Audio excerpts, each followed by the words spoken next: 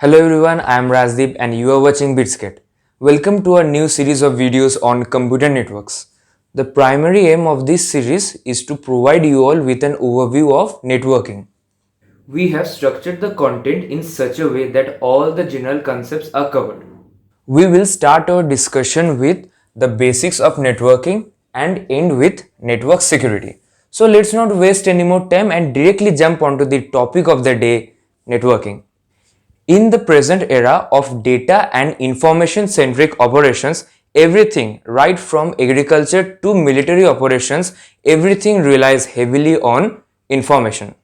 To sum it up, today's world relies heavily on data and networking, which allows for the instant availability of resources and information from anywhere on the earth at any moment.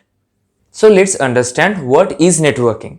Networking refers to the linking of computers or computer network devices which interconnect through a network and are separated or separately distinguished by unique device identifiers or UIDs. Now, what do I mean by unique identifiers? Unique identifier or UID is a numeric or alphanumeric string which is associated with a single device within a given network.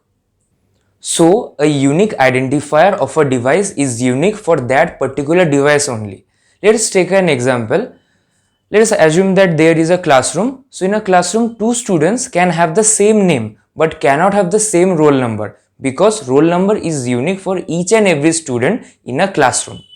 Like that, here in this network, host A or device A can have a unique identifier, but host B cannot have the same unique identifier. Both will have different unique identifiers.